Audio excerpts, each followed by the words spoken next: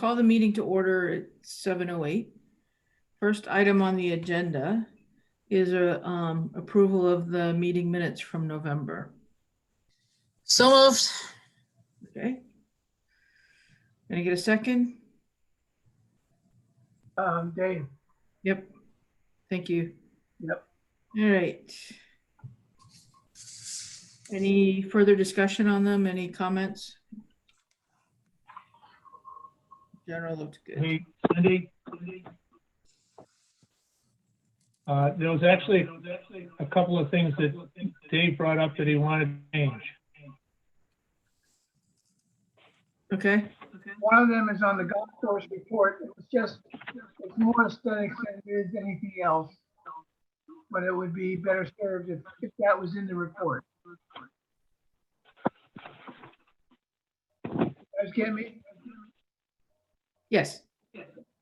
The other thing was, I thought Eric had mentioned that as part of the CIP schedule change, or whatever, that hole number 7 is included in that. So I just need to know if that's still the case or not. So just 1 second, Mark, is there any way you can mute your laptop? Yeah, if I mute my muting and unmuting my phone. Yeah. Okay. All right. Sorry, Dave, keep going. Not a problem. On the golf course report, I wanted to do a better job of talking about the flexible season pass process without getting overly verbose. And then the other one was hole 7 being worked on as part of the CIP startup the next year. So, Eric.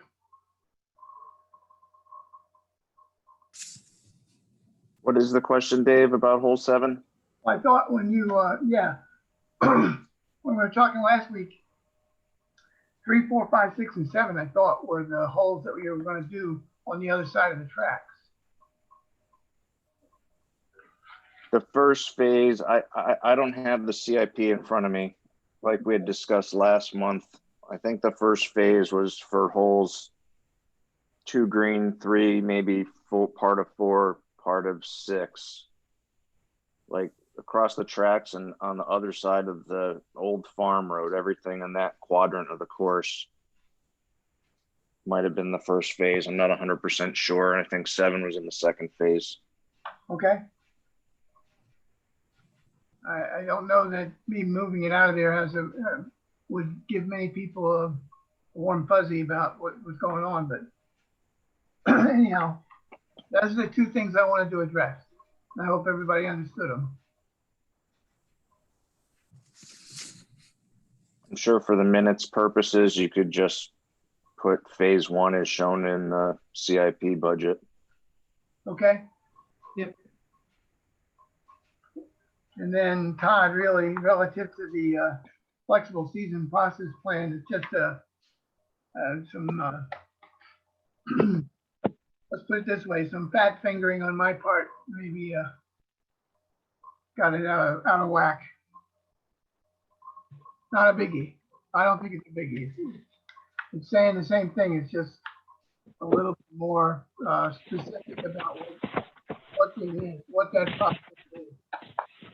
I didn't print out the minutes, Dave, but when I read them, I did not have a problem with anything. All right, that's fine with me. Yeah. Thank you both. No, I thought it was, yeah, that we're going to go ahead and we're going to take a look early next year, and we're going to see what kind of impact that might have had. Yep. Yeah, so I have no problem. Good. Thanks, guys.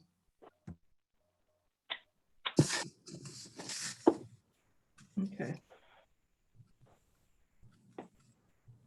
All right, so can I get a motion to approve the minutes as amended? So moved.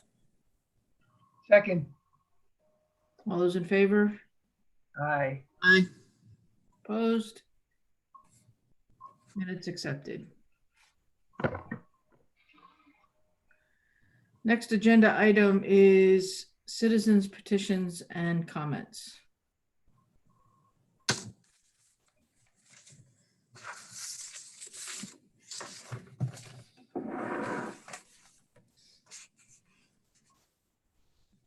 Any petitions or citizens comments received since last meeting? Hearing none. Next agenda item is new correspondence communications from the board members.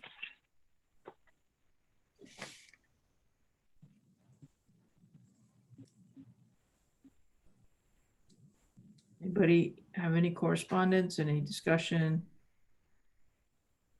No? All right. Thank you. Hearing none, we'll move on. Next topic is the golf course report. As you can see by the monthly report for November 2020, we had another great month. And I'm sure you all have had a chance to look it over. If you have any questions, then just ask away. But this month we had almost 76,000. Last year, this past month, we had 31. And so for the fiscal year to date, we're up large over the prior fiscal year to date. Mhm. And if you remember, last year was a banner year. Last year was a record year. So we're even far beyond that. Okay. Also, what is interesting to point out is the number of season passes sold this fiscal year to date. And we had 4 season passes sold just last month. It's crazy. Crazy good. Yeah. I mean, that was the intention. I think the real proof of the pudding is going to come when we get to June of next year. No, that's right. But it is good. It's nice to have this kind of revolving year-round purchasing of absolutely. Well, we had a record number of season passes sold in the past fiscal year, and so their anniversary is going to be coming up within this upcoming fiscal year, and so so yeah, we're going to go ahead and see the renewals happen in the appropriate fiscal year. Is what I'm thinking. Mm-hmm. Exactly. So we will be able to compare apples to apples and Mhm. oranges to oranges. Exactly.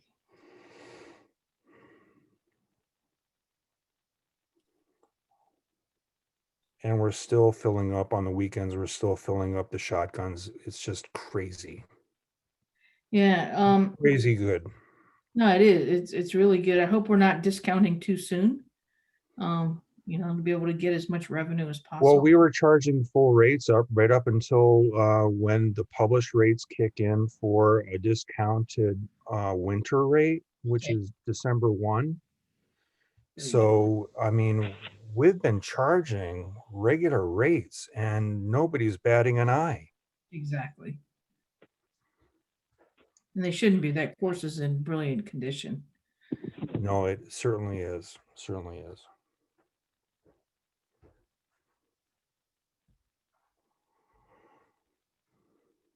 Okay. Any questions? Cindy? Yeah, I have one. Are the rounds on the weekend with the shotgun still approaching 5 hours? I would say no. No. Well, we had an outing a couple weeks ago that that we have not invited back, that is notoriously slow, and so that kind of kicked us into like a 5.5 hour round. But in general, Margaret, you play. Cindy, you also play on the weekends. We're doing our usual 4.5 thing. Sometimes better than that. Nah, rarely better than that. So far it's been between 4.5 and 5 every time, Okay. unfortunately or fortunately. Um, Well, I mean, the shotguns have been full. So, I mean, yeah. yeah. And I think the reason Cindy's bringing, during the season, the course was doing really well at averaging around 4 hours.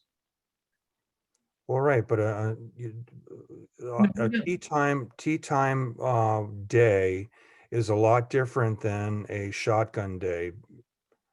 Well, you're Um, putting more people on the course now than you did during the regular season at any one time. Because with the 10-minute shot, which was brilliant, with the 10-minute tea times, rarely did you have more than 2 groups on a hole at any one time. right. And now you get kind of backed up to 2 or 3. Because you've got them not in that 10-minute time. Oh, that's right. You have You've got more 6 people tea on the times hole. per hour. You have on 24 times 4, so you have less than 100, and we're putting out on a shotgun, we're putting out 120 some odd. So correct. Yep. That's right. We have a higher volume on the course at the given time. And is So that, you're absolutely right. yep. Is that impacting the ability to get groups out in the afternoon? There really isn't very much demand for the afternoon. Well, the short answer is no. Because the golf course is completely empty, and we'll have 6, 7, sometimes 8 groups come out to play after 1:30 when the shotgun has concluded. And we just put them right out. We just say, oh, go to hole number 14, go to number 10, go to number 9, go to whatever. So no, I mean, we're able to handle the demand of the afternoon such as it is.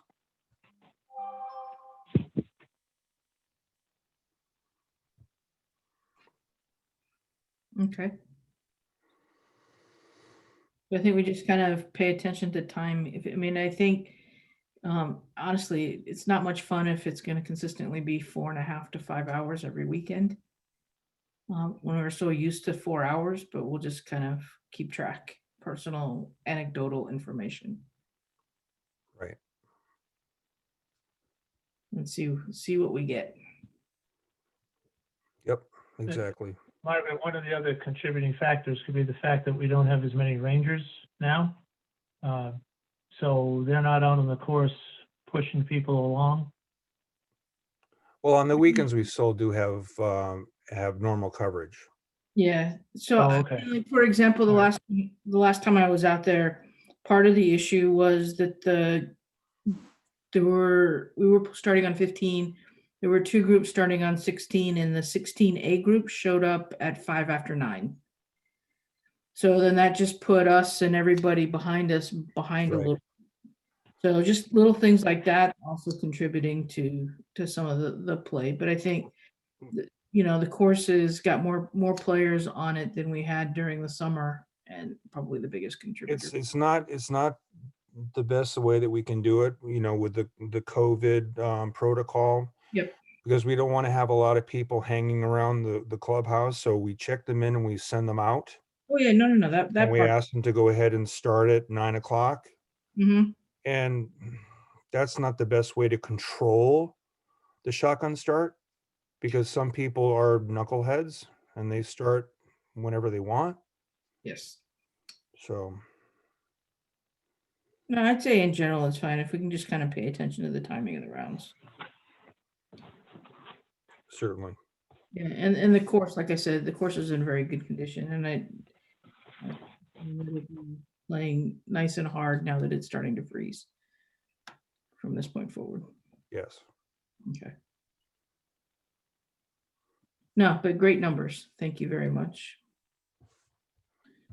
Any other questions? Actually, I do. We also got the year-to-date November revenue. And I'm not sure, honestly, if that's intended to go with this part of the discussion or someplace else. Yes, that would fall under this part of the agenda. And I did want to point out, if anyone looked at it, Yep. the first page is the revenue, and then the following 6 pages are the expenses. And if you look at the bottom line, it shows that we've brought in, the course has brought in 419,776, and we've spent 622,000. So before everyone gets too nervous, the revenue tends to lag behind by about a month, because the finance doesn't allocate the money to the fund until all of the bank deposits are in and they match with what the town believes they sent over. So that typically runs, like I said, about a month behind. So, you know, the number that's on Todd's sheet is much more up to date. Okay. And the expenses, those don't lag quite as far behind. So we're still running ahead of, our revenue is still running ahead of expenses. I have a question, Margaret. Yes, please. I was more involved with the Board of Education budget for so many years. And if we did not expend the budget, it had to be turned back to the town. Is there any such thing here? What happens if you take in more money than you budgeted? Do you have to do anything with the town? Do you have to hand it over? Is there anything like that? No, Cindy, that goes into fund balance. Okay, And that money gets set aside for a rainy day. And as if you'll recall, 2 years ago, we had 13 or 14 rainy weekends in the spring. And at the end of the fiscal year, we were over $100,000 short. So we used the money in the fund balance to balance our budget that year. So Okay. no, we don't turn the money back. It gets set aside, like I said, into a fund balance account for those years that the golf course revenue doesn't meet expenses. and that's the only way it can be used? As a rainy day fund, that's it? That's all we've used it for in the past. It took us about 10 years to build up a fund balance sufficient enough that we could cover our expenses in that 1 year. I would not suggest that we use that money for anything else. Okay, thank you. Generally, we were looking, the objective was to have 10% of operating in our fund balance for a down year, like Mark is saying 2 years ago. So, I mean, conceivably, if we continue our tremendous year and we have an abundance over the 10%, then I it's never happened, but I presume that we can attend to different things that we would like to do that we haven't had the money to do.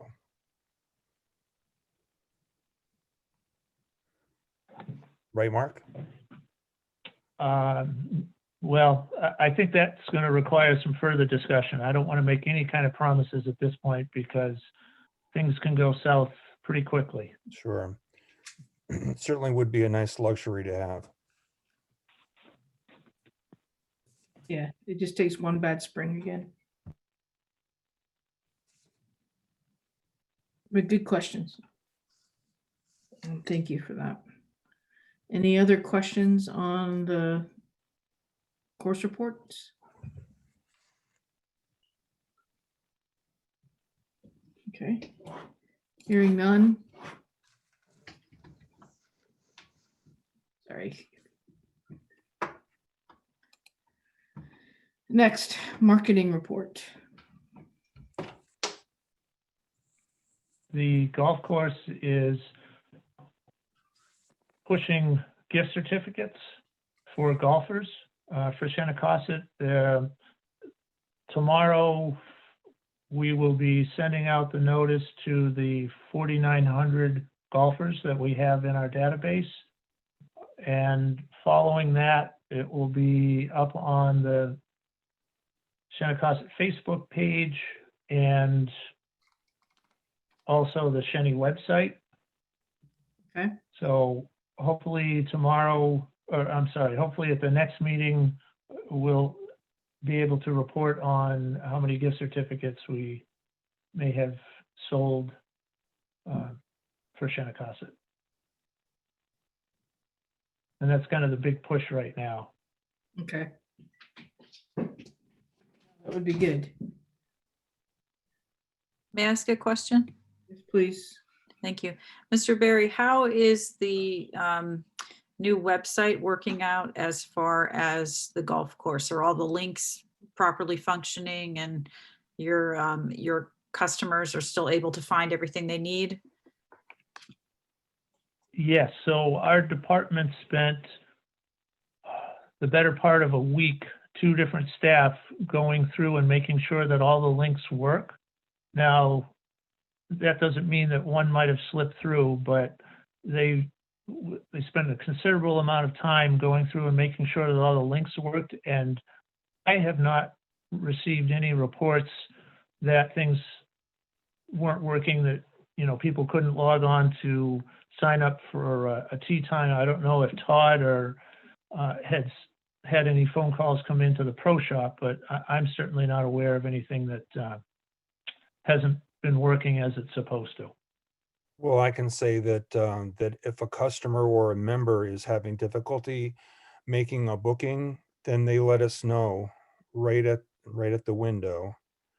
And I've been able to go in and reset a password or find out, what sometimes the email is incorrectly listed. Usually it's just a matter of resetting the password. But we have not had very much of that. Thank you.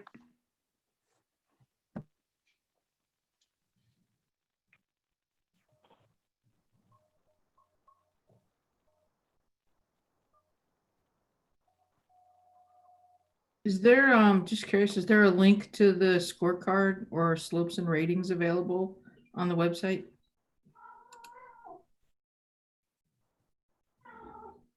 There's a scorecard that's posted, right, Eric? I believe the current scorecard is on there. Yep. Okay, just not finding it. I'll keep looking when we're done. Okay. Not seeing it at all. Oh, well, yes, maybe we can look for that, or Eric, if you can just kind of point me in the right direction. That would be helpful. All right. Excellent. Had no idea that work was going on, so this is all good news. Okay. So thank you very much for that, Mark. Next is any unfinished business from last month. I don't remember what we had. I don't believe we have much.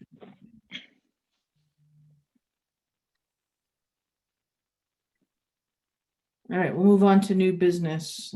First one is board vacancies.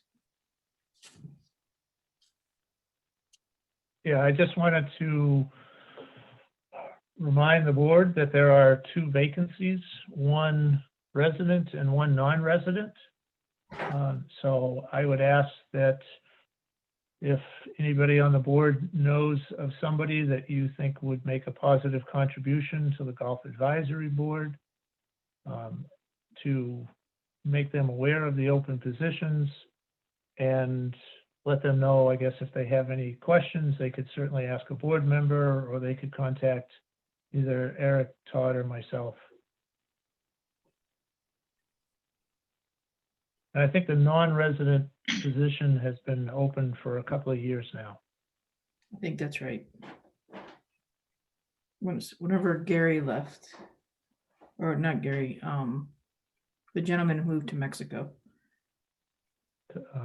Brian, Brian. Brian. That's right, Brian. Gary's still with us.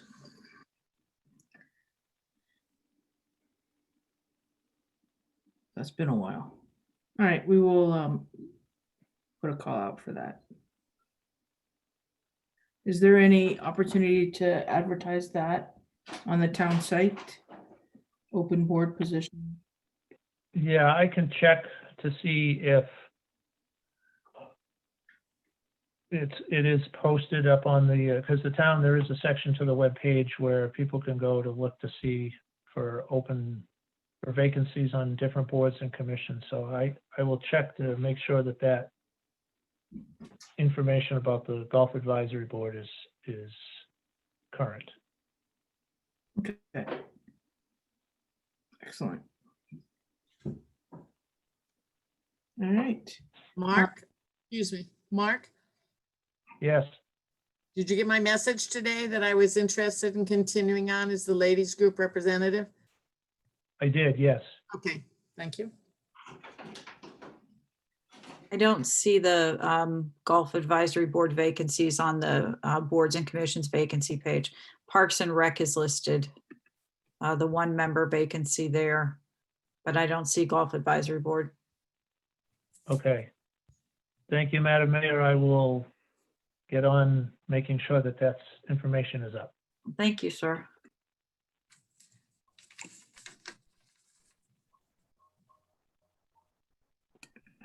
Great. Yeah, thank you for that. All right, next topic, the 2021 course and membership fees, policy and procedures. So each year, the Golf Advisory Board goes through two different things. One is they review membership fees and also policies and procedures. That then goes to the commission and finally goes to the council for their approval, typically in February or March.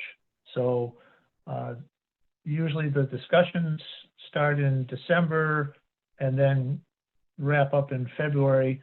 So I provided information on both the policies and procedures and some historical information on rates since 2007, and also a comparison of our course fees as related to some other local courses.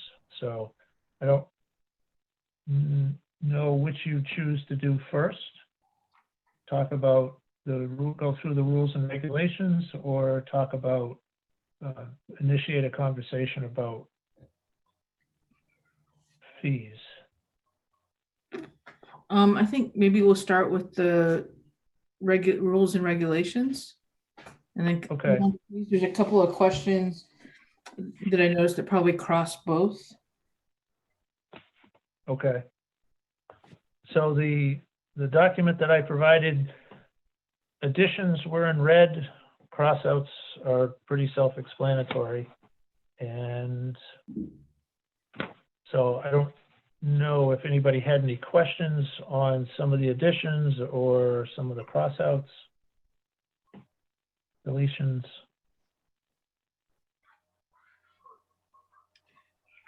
So the first question that I had, and I'll just start this off, is that we have a lot of April 1st to October 31st references in here. Just heard Todd refer to December 1st, or I think that's about when you put the winter rates into play. So I don't know if I mean, I know when the season passes, kind of where annual and everything was due April 1st, that was kind of this. So do we need to adjust those dates or come up with some other way of expressing, some sort of predetermined season for the course?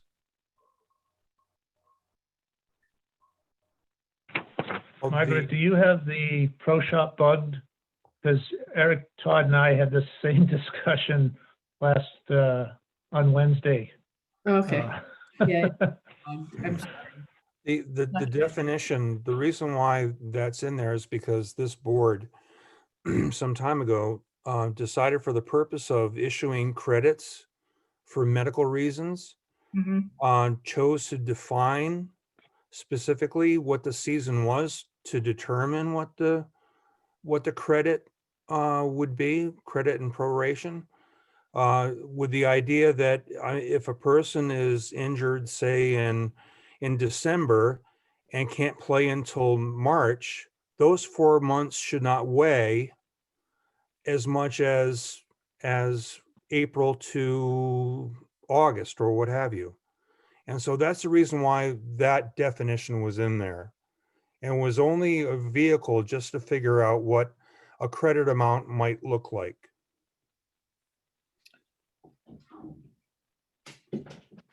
Right, but it talks about unrestricted play before April 1st and after October 31st. If we need to set a policy Well- around medical, No, well, okay, okay, that's a different thing. I misunderstood what your question was.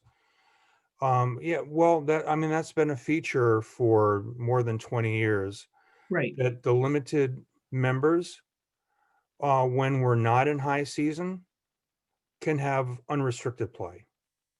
okay, so that'll be April 1st to, that'll be October or November 1st essentially until March 31st. Right. Right, that's been what well, in my memory, what we've done, Okay. which is more than 25 years. Mhm. So it's kind of a small bonus for limited play members. Mhm. Right, Well, really, once the shotgun start, there's no option. So there's no option to come in and play 18 holes afternoon any longer. that's right. So you kind of have to do that. All right.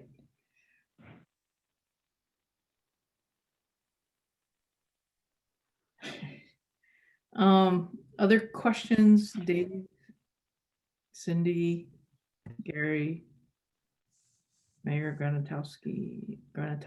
I'll get your name right one year, promise. No questions, thank you. I know somebody named Granatowski. That's the reason I do that. I apologize. Wow, that's unusual. Yes.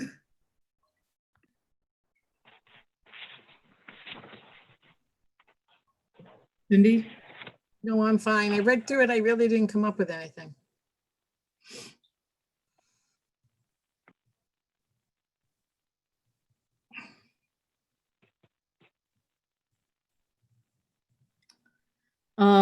So Dave, did you have anything? That's kind of a nit. I didn't think we had cores on the golf course at all, on the possession of the players. I thought that was from the restaurant, Yep. something like that. And I don't drink anymore, so I don't care, but.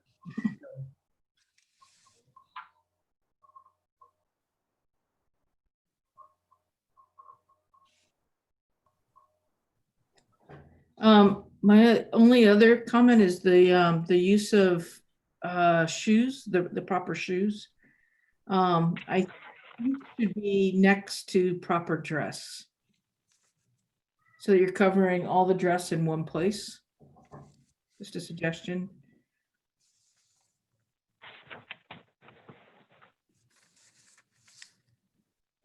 Yes, you have a L. Shoes with metal spikes are prohibited. Probably belongs with appropriate golf attire must be worn. Oh, yep. Okay, so move L over to, what's it, E? Yep. Okay, Oh, yeah, exactly. Just move it up so that they're kind of next to each other. yep.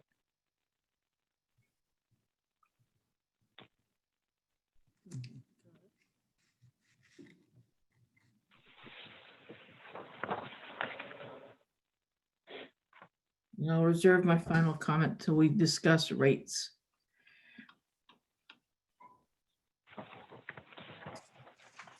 All right, so everybody should have received a rate history sheet from 2007, and then again, the comparison from some of the other local golf courses.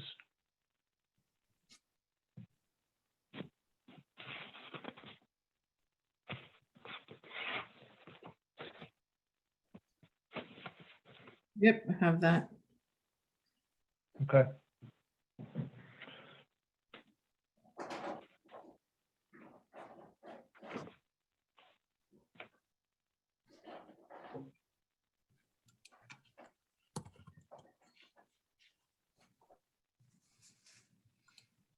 So any initial thoughts from the Golf Advisory Board? Yeah, I have one. I didn't realize we were so high for a weekday resident. 42. We're the highest one besides Great Neck, which is not a public course. Just shocked me. I didn't know that. I don't play any other course regularly, so I wouldn't know.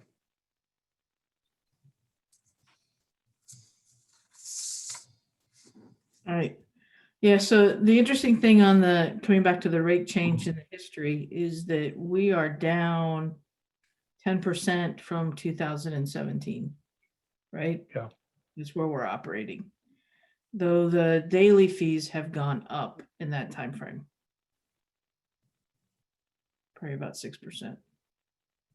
Well, the top end, non-resident, that was the 10%, that was the decrease in the season pass. It wasn't across the board. We just lowered the top adult rate by 10%. We didn't reduce really. I the thought we other reduced by the that amount. weekday as well, comparably.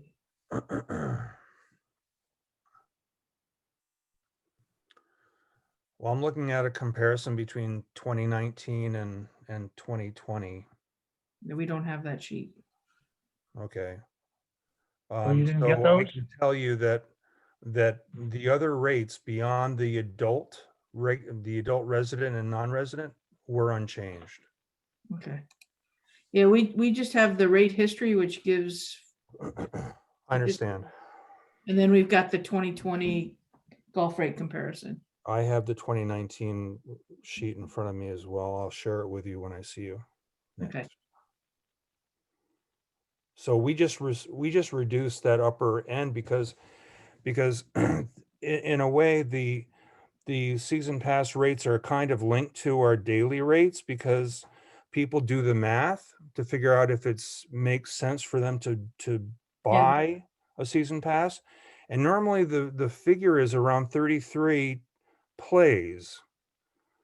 33 plays to to kind of equate to Mhm. a season pass charge.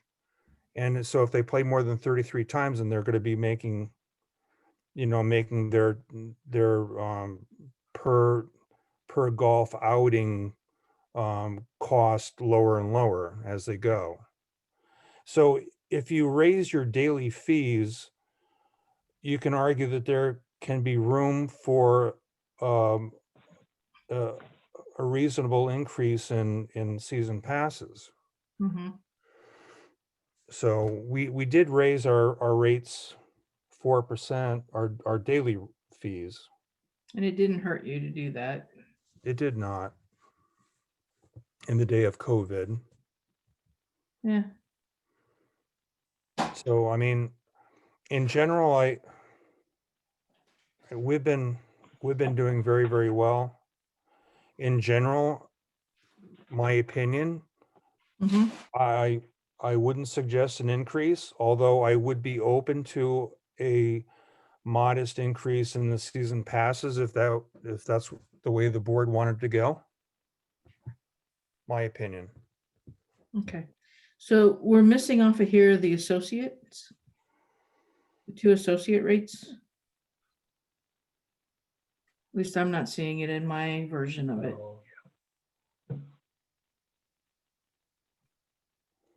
unless it's hiding somewhere.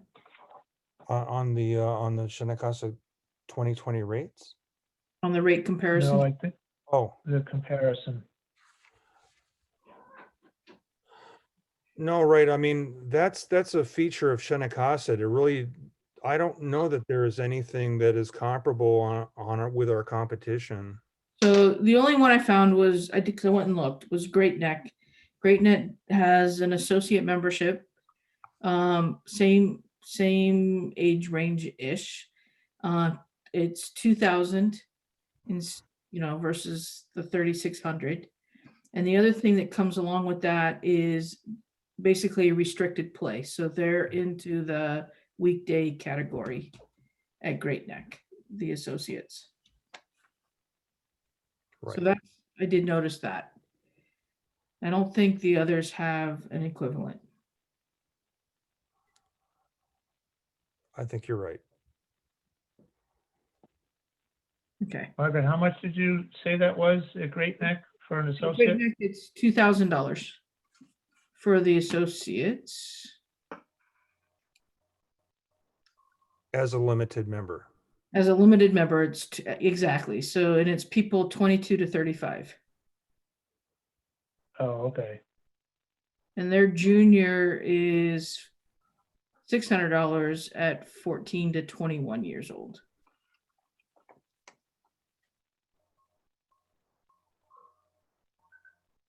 Limited as well. Yes, limited as well.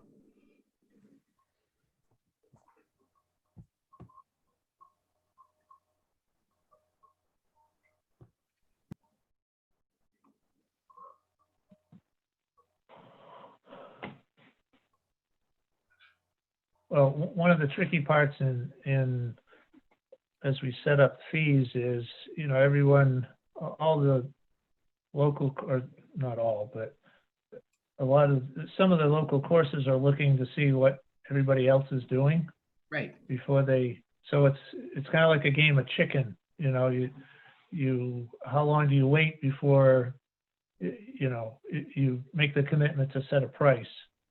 Mhm. So, I don't know that between now and February, any of the other courses are going to show their hand. So, we won't know what other courses are going to But be it- charging. Yeah, I think, right. But I feel confident enough, maybe it's a pipe dream, but I feel confident enough in the response from this year that most of that will carry over into next year. Everyone's We gonna, certainly hope so. yeah. And like I said, the only difference I saw when looking at all this was that the associates are on a restricted use instead of having full use of the course. And just spirit of full disclosure, the only reason that I even bring that up is that I am aware of someone who is going to be leaving the course and going back to the course that they played at last year or in the past. And part of the reason is the inability to get tee times that are appropriate tee times, especially on the weekends. That's the only reason I mention it. Full members. But hopefully it's just one or two in this case, but Well, at a busy golf course, I mean, the members know that they have advanced booking over the general public, and they have to make a plan and they have to understand when they have to call. right. you can get So that they're just, advantage. they know that and they will call. They wait a few days, then they're going to be out. No, they call. And they just didn't get tee times always in the mornings. Because by the time they got They call through at 4 o'clock a week ahead, they're getting a morning time on a Saturday? No. on a Saturday. Absolutely. Absolutely. If they call at 4 o'clock, which they're permitted to as a member, 1 week ahead, they are getting a morning time. If they wait until after 5 o'clock, No, they and won't. are competing with outsiders, Mhm. then they may be aced out. But most of the membership know that if they do not have a time, and if they call me, then I make way for our members. I'd be curious to know who that is. You can share it with me when I see you next. Yep.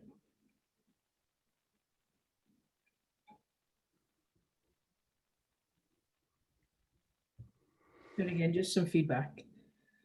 Yeah. And also during season, I'm in the habit of every hour and a half making a starter time so that we can accommodate members that screwed up. Yep. And we release those starter times to members. So maybe people just don't know that. I know you're not going to advertise it, but No, I mean, that's something that my staff and I, we do that purposefully because we can't have our membership not have a time on a weekend. yeah, no. And then after, you know, like 2 days before the weekend, if those starter times have not been used by a member group, then we release them back and sell them.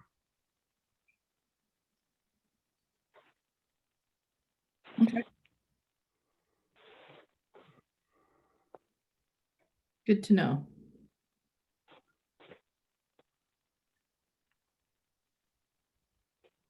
Good to know. Okay. So I think just some feedback, that's all. So in terms of rates, I don't know, Dave or Cindy, any thoughts?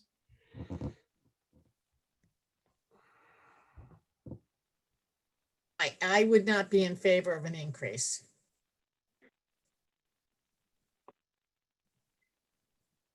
For the seasons pass. Yep.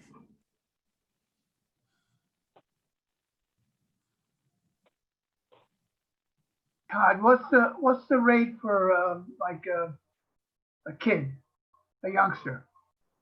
Little ones, 300, 300? under 350. 21, Yeah. 315, 300.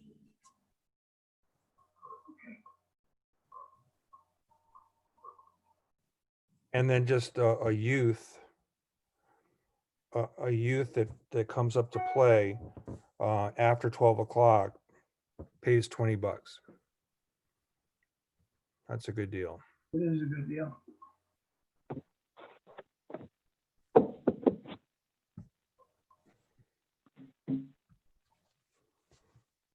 Okay.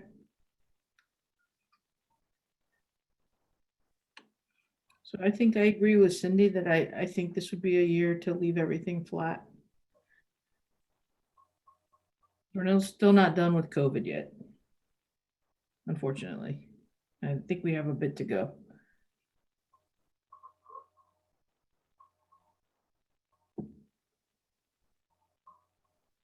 What does, so Todd, Mr. Goodhue said he would be in favor of leaving everything as it is. Mr. Morrison and Mr. Barry, what are your thoughts? There has not been an increase since 2018. And I wouldn't be opposed to seeing an increase. Okay.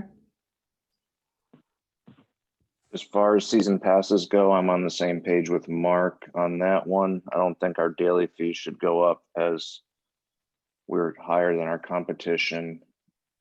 And I think we're at a good price point for that. So I think those should stay the same. If any increase, yeah, just a slight increase on the season passes, I would not be opposed to.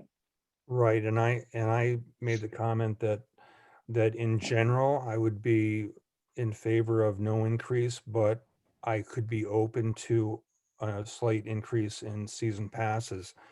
And when we had the NGF study for the golf course in 2003, they recommended a modest 3% increase if an increase was warranted. So I could go ahead, I could make up what that would look like for this board for season passes, if you want to consider a 3% increase. That would be helpful. Thank you. Worth looking at. So actually, just on the note of that study, since you brought it up, it is 17 years old. Yep.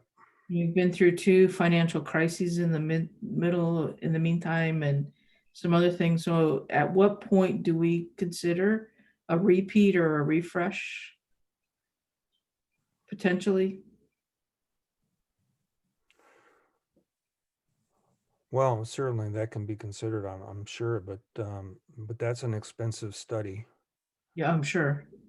And I mean, this brain trust that we have here, I think we can figure things out pretty well without having the NGF tell us what we already know. I just get a little concerned referencing something that was from 17 years ago. So I agree with that. Margaret, we could look at perhaps a modified study, not a full-blown study, but an update to a portion of it. So we can certainly look into what that cost may be. Okay. That was just an aside because it was brought up more than anything else. Yeah, so Todd, if you could prepare estimates for increases in the season pass rates, that would, for the next meeting, that would be very helpful. And you would like me to prepare something like a 3%? I'd say 3%, 5%, and maybe 3 and 5, just for a range. Certainly.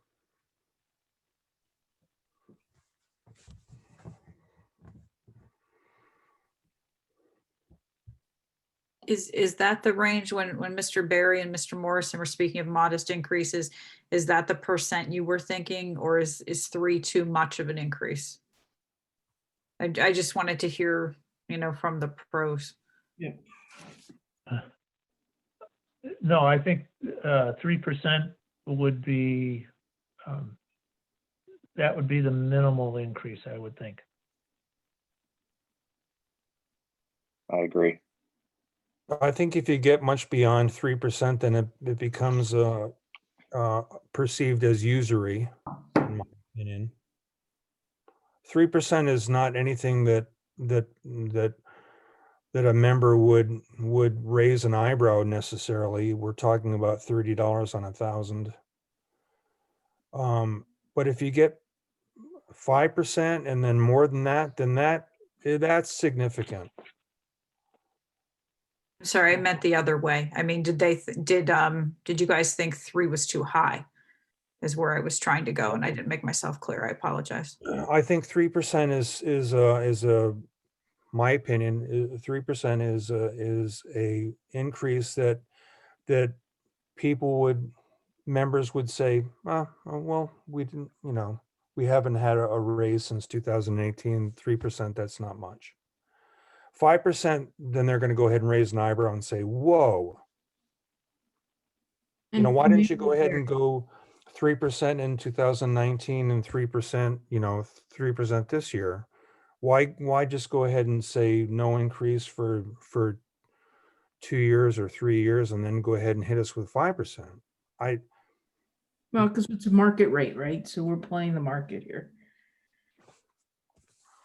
Well, yeah, if you could just prepare those estimates, I think to Mayor Granatowski's point, maybe we also need a 2% or I think 1% is not even worth it. We're talking $10 or $11 Right, on 1,000. on 1,000. So Certainly. Well, yeah, that's why I said that the 3% should be the minimum amount, because 1 or 2 is it's not doing much. no.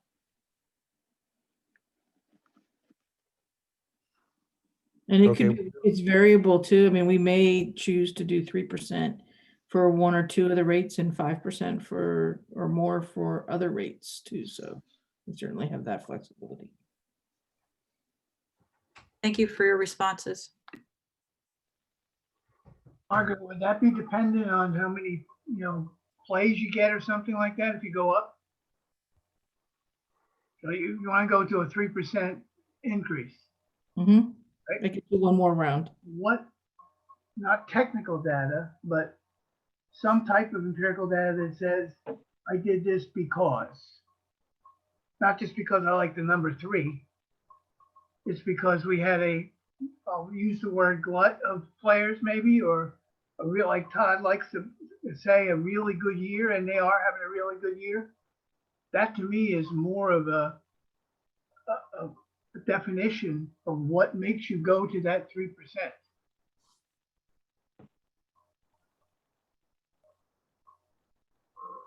Don't tell me I baffled you guys again. Oh my God. Weave it. It has to mean something. It just can't be a dartboard approach to the 3%. Sorry, Todd, or Eric, I just noticed a typo on the past numbers.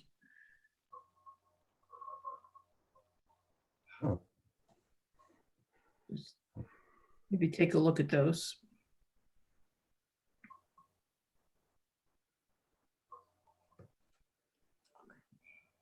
Typo where? So I think what our rate is for, let me just go back. Our resident, non-resident rate. So it says 1.14 instead of 1,140 on the resident rate. That's the little typo. We also don't have the current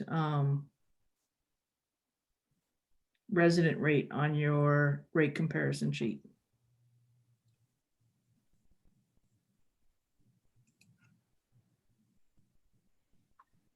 I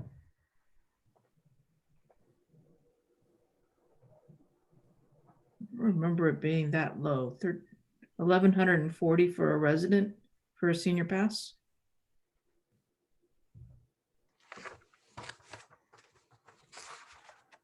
Are you on the 2020 golf rate comparison sheet? No, I'm on your website.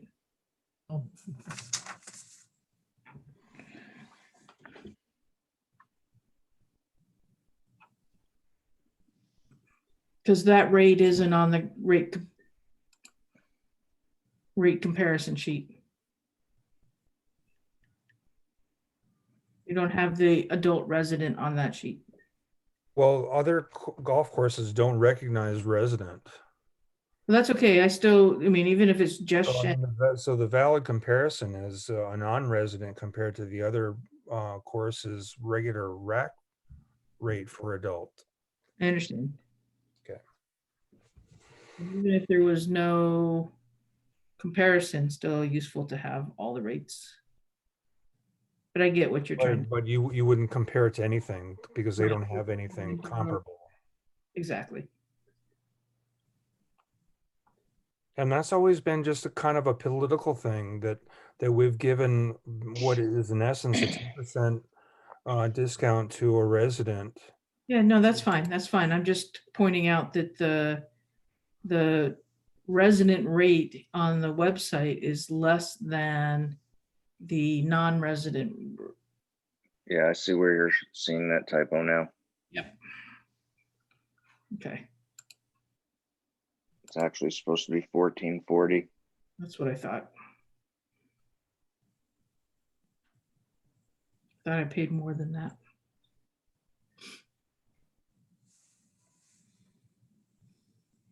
Apparently you didn't get the special deal. Apparently not. Oh, well.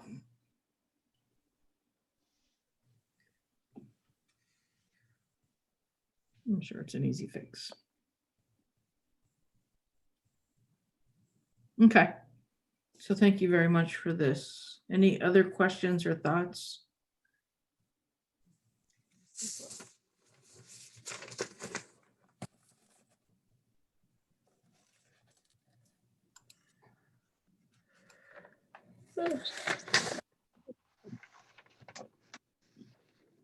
All right, if not, next agenda item, hang on. I think is Playing from desktop UCCN 9A. my phone keep, or Laptops keeps connecting and disconnecting. 2021 meeting dates. So if we stick to the same schedule that we have in the last couple of years, we would meet in the month of February, April, June, September, October, November, and December. All of those dates are typically the first Monday of the month, with the exception of September, because that generally is Labor Day. So that moves to the second Monday in September. So I read my calendar correctly. That would be February 1st, April 5th, June 7th, September 13th, October 4th, November 1st, and December 6th.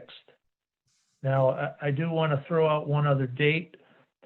And as I said earlier, typically the Golf Advisory Board will deliberate on and come up with a proposed rate that goes to the Parks and Rec Commission and then onto the council for their approval.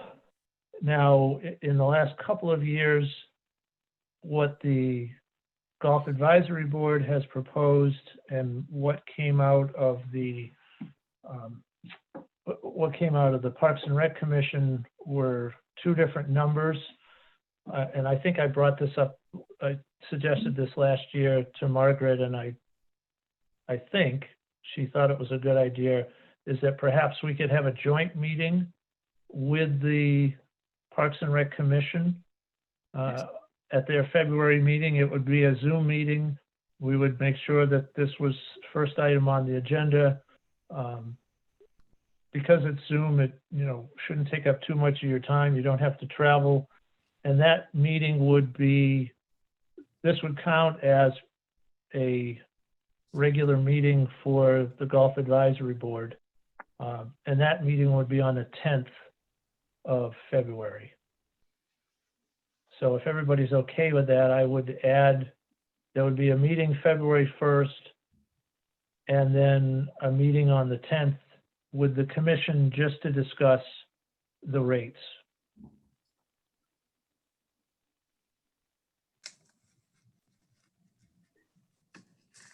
I think that's fair.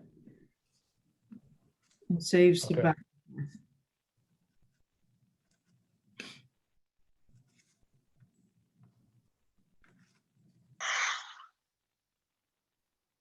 The other one that I would suggest, we're having a meeting on September 13th, and then a meeting 2 weeks later, 2.5, on October 4th, so 3 weeks later. Do we think that's too short of a time? I know we ran into that this year as well. And the So is your suggestion not to have a meeting in October, or? that would be my potential suggestion.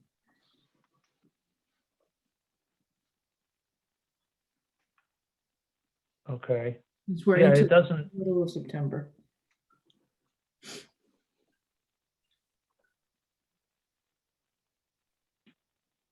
In another I'm year, certainly not going to object to one less meeting. yep. In another year or two, it'll write itself back to closer to the beginning of September. Okay, But I think when it falls in the middle of September, we get to that October meeting and it feels like we just spoke yesterday.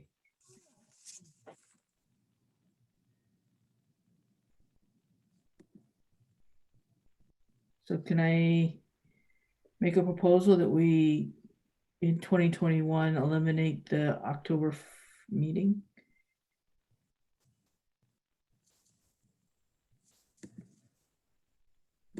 it's fine with me. It's up to the board. I'm not on the board. Cindy, Dave, Yep,